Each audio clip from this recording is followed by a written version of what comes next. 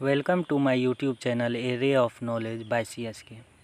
दोस्तों, मैं इस वीडियो के माध्यम से आप लोगों तक एक कंप्लीट मैप सीरीज़ पहुंचाने वाला हूं। कृपया आप लोग हमारे इस चैनल से जुड़े रहें और हमारे वीडियो का प्रतीक्षा करते रहें। तो दोस्तों, हम जब बात करते हैं मैप की तो सबसे पहले ग्लोब हमारे दिमाग में आता है। तो हम जानते हैं कि ग्लोब सबसे पहले किन्होंने बनाया। देखिए दोस्तों, आप कोपरनिकस जो महान भूगोलवेत्ता थे उनके बारे में तो जानते ही होंगे।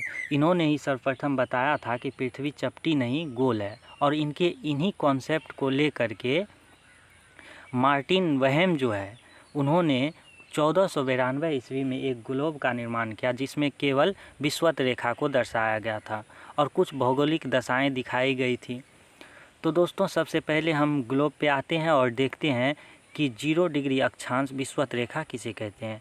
देखिए दोस्तों, ये जो है बिल्कुल मध्य में जो पृथ्वी को दो भागों में बांटती है, पृथ्वी को दो भागों में बीच से बांटने वाली रेखा, काल्पनिक रेखा, यह जो है 0 डिग्री अक्षांश कहलाती है। इसको विषुवत रेखा कहते हैं। इसके ऊपर हम जब जाते हैं 22.5 डिग्री, तो यहाँ देखते हैं ये 23.5 डिग्री। दोस्तों, 23.5 डिग्री उत्तरी अक्षांश को जब देखते हैं, इसको कर्क रेखा, और दक्षिणी अक्षांश 23.5 डिग्री जो है इसको मकर रेखा के नाम से जानते हैं। ऊपर आर्कटिक वृत्त है, आर्कटिक वृत्त 66.5 डिग्री पे, और दक्षिण में 66.5 डिग्री पे अंटार्कटिक वृत्त है। दोस्तों, हम लोग मैप पर फिर से वापस आने से पहले कुछ थ्योरी देख लेते हैं।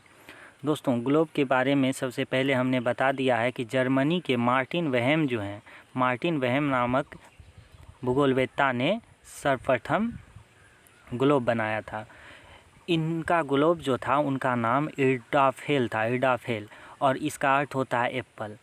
तो दोस्तों, ये जो है कोपरनिकस के सिद्धांत से प्रभावित होकर बनाया था, और कोपरनिकस ने ही कहा था कि पृथ्वी के आसपास चक्कर लगाने वाले जितने भी ग्रह हैं वे चपटे नहीं गोल हैं। तो प्रमुख रेखाओं के बारे में जान लेते हैं दोस्तों। 0 डिग्री अक्षांश रेखा जो है यह विषुवत वृत्त कहलाता है। 90 डिग्री उत्तरी अक्षांश जो है उत्तरी ध्रुव, और 90 डिग्री दक्षिणी अक्षांश को दक्षिणी ध्रुव कहते हैं। कर्क रेखा 23.5 डिग्री उत्तरी अक्षांश को कहते हैं, जबकि मकर रेखा 23.5 डिग्री दक्षिणी अक्षांश को कहते हैं। दोस्तों, उत्तर ध्रुव वृत्त या आर्कटिक वृत्त 66.5 डिग्री उत्तरी अक्षांश को कहते हैं, और 66.5 डिग्री दक्षिणी अक्षांश को दक्षिणी ध्रुव वृत्त या अंटार्कटिक वृत्त कहते हैं। ग्लोब पर प्रमुख क्षेत्र को जब देखते हैं दोस्तों, तो यह क्षेत्र 0 डिग्री अक्षांश से लेकर उत्तर में कर्क रेखा और दक्षिण में मकर रेखा तक, फिर उससे ऊपर इसी तरह से बांट दिया गया है। तो हम जानते हैं कि वर्ष में जो है सूर्य कर्क रेखा और मकर रेखा के बीच ही स्थित रहती है। कर्क रेखा और मकर रेखा के बीच वर्ष में एक न एक समय ऐसा आता है जब सूर्य ठीक ऊपर की ओर चमकता है। तो इसको हम कहते हैं उष्णकटिबंधीय क्षेत्र। कर्क रेखा से मकर रेखा के बीच के क्षेत्र को उष्णकटिबंधीय क्षेत्र कहते हैं। जब शीतोष्णकटिबंधीय क्षेत्र की बात करते हैं तो ये कर्क रेखा से उत्तर में उत्तर ध्रुव वृत्त, जिसको आर्कटिक वृत्त कहते हैं, और मकर रेखा से दक्षिण में दक्षिण ध्रुव वृत्त, जिसको अंटार्कटिक वृत्त कहते हैं, इन दोनों के बीच के क्षेत्र को शीतोष्णकटिबंधीय क्षेत्र कहते हैं। इस क्षेत्र में सूर्य की किरण जो है क्षैतिज पड़ती है, कहने का मतलब तिरछी पड़ती है। अब देखिए दोस्तों, जब शीत कटिबंधीय की बात करते हैं तो शीत कटिबंधीय क्षेत्र वह क्षेत्र होता है जो उत्तरी ध्रुव वृत्त से उत्तर ध्रुव तक और दक्षिणी ध्रुव वृत्त से दक्षिणी ध्रुव तक फैला हुआ है। और इस क्षेत्र में क्या होता है कि सूर्य क्षितिज से ऊपर नहीं आ पाती है और सूर्य की किरणें बहुत कम ही पड़ती है। अक्सर ये वृत्त जो है, मतलब यह क्षेत्र जो है शीत कटिबंधीय क्षेत्र, बर्फ से जमा रहता है और इसमें ठंड बहुत ज़्यादा पड़ती है। अब हम दोस्तों पुनः मैप में आ गए हैं और यहाँ देख लेते हैं कि 0 डिग्री अक्षांश, यह वाली क्षेत्र जो है यह अक्षांश रेखा कहलाती है, जिसको विषुवत वृत्त भी कहते हैं। और उत्तर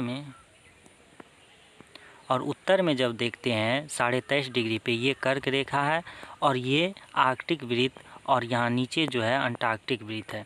तो दोस्तों, अब हम देखते हैं जब क्षेत्र की बात करेंगे तो इस क्षेत्र में देखिए दोस्तों, सूर्य जो है वर्ष में एक बार क्षितिज पे पड़ती है, और इस क्षेत्र को हम क्या कहते हैं, उष्णकटिबंधीय क्षेत्र, उष्णकटिबंधीय क्षेत्र। अब देखिए दोस्तों, यहाँ से यहाँ तक शीतोष्णकटिबंधीय क्षेत्र कहलाता है, यहाँ से यहाँ तक शीतोष्णकटिबंधीय क्षेत्र कहलाता है, और यहाँ से यहाँ तक भी शीतोष्णकटिबंधीय क्षेत्र कहलाता है।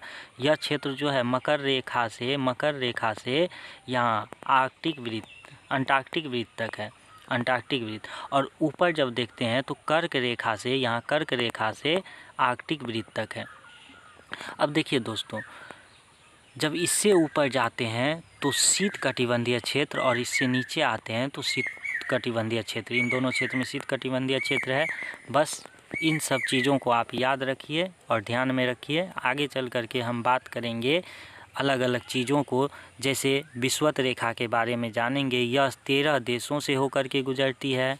कर्क रेखा 18 देशों से होकर गुजरती है, जबकि मकर रेखा 10 देशों से होकर गुजरती है। अब यह देश कौन कौन से हैं, इनके बारे में हम पूरी तरह से जानकारी इकट्ठा करेंगे अगले वीडियो में। आप हमारे इस चैनल को सब्सक्राइब कर लें और नोटिफिकेशन दबा के रखें, ताकि अगली वीडियो हम जब भी पोस्ट करें तो आप तक पहुंच सके।